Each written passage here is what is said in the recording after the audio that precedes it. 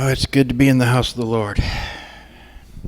I know I say that almost every time, but it's true every time, even when I don't say it. It's good to have this time of worship. Our lives are to be an expression of worship. That's part of what the instruction to make our lives a living sacrifice is all about, that is an aspect of worship. And I was thinking about something I saw, I guess technically since this is the first day of the week, last week, but a couple of days ago. I was watching a minister speak about worship, and I'm not sitting about who he is or, oh, he's right here and he's wrong here and all this kind of thing. It's just, I was really excited at first because he was saying some things that I was, at the beginning, what pulled me in was this idea that we need to get out of me-centered worship. And I'm like, all right, now you're preaching my song here. I like that idea. We need to get out of me-centered worship. It's not about me. It's about him. It's not about me. It's about you, Jesus. It's about the love of the Father and the power of the Spirit and all that. It is about him and not us. Jesus said we have to deny self in order to follow him.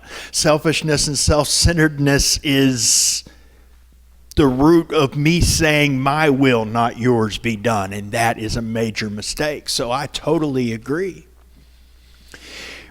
But then he went on to say that, here's some examples of some worship that you shouldn't be doing, that you should worship in a different way, in a better way. And, singing songs or praying things about being grateful for how God has wrapped you in his love. And everything that's just about, here's what you did for me. Here's what you did for me, that we really shouldn't be doing that because that's me-centered. And as soon as that came out, I had to struggle to listen any longer, to be honest, because my first thought was, have you even read Psalms? He is my refuge. He is my strength. He has loved me with an everlasting love. He is my provision. He is my hope. He is.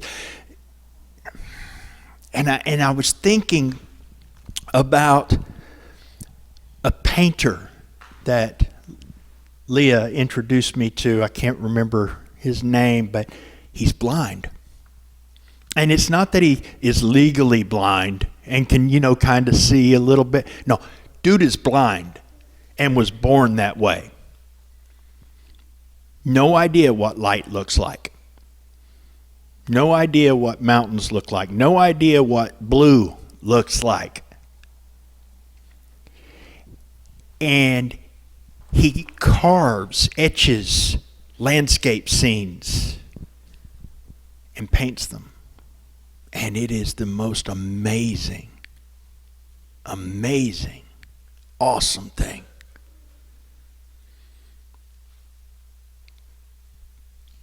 It's a miracle. It shows just how amazing we are created. But I can tell you one thing. There is no way that person has any real idea of just how majestic a sunset can be.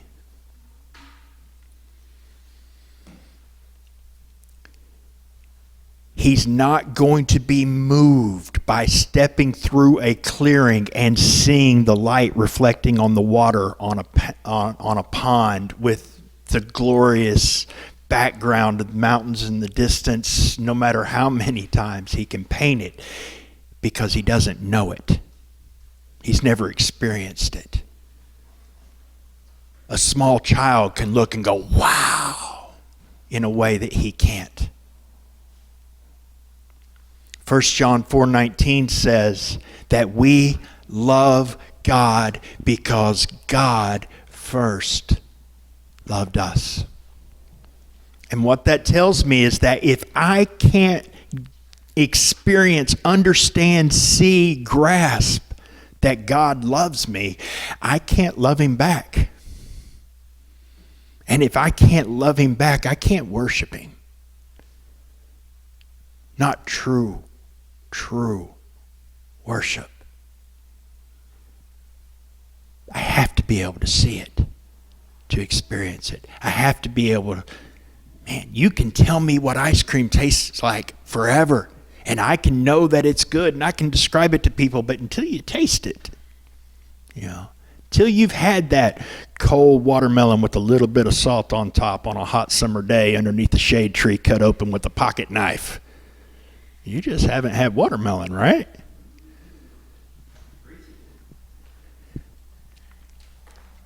We need to make him the focus and the center, absolutely.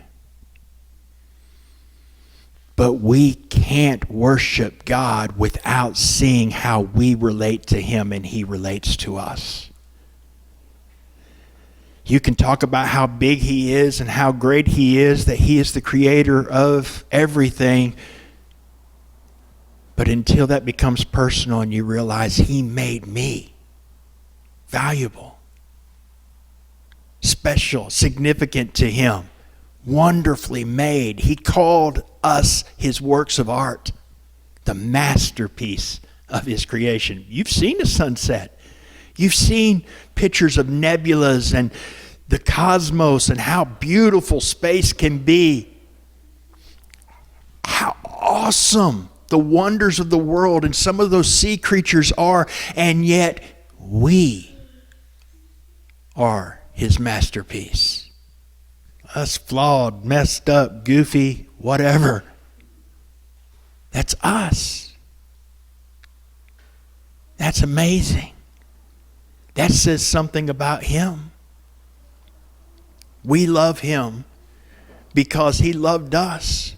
You can respect him without knowing he loves. You can fear him for sure without knowing he loves.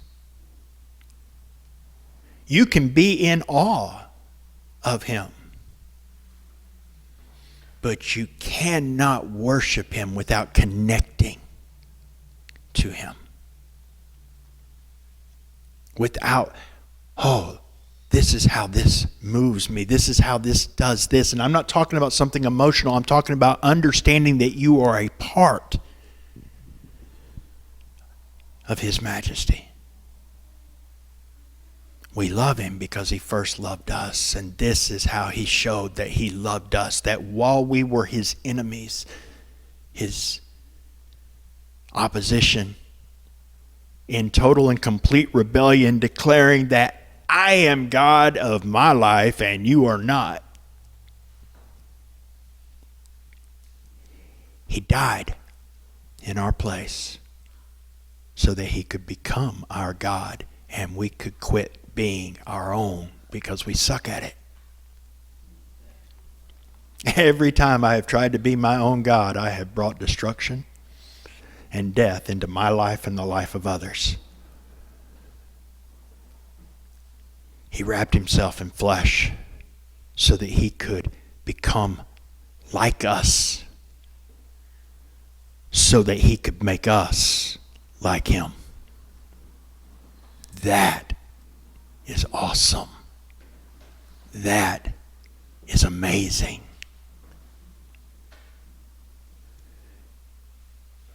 We remind ourselves of what he's done for us so that we trust him to continue to be who he is. He is the center. But the center of what?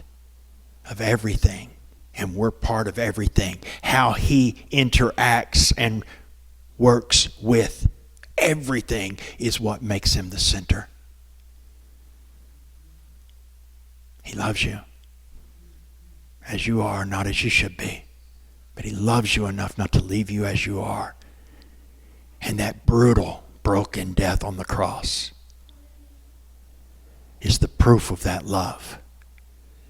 And the resurrection 3 days later is the proof that he has the power to set us free Because if the grave couldn't hold him, our bondage can't hold us. When we put our trust in who he is.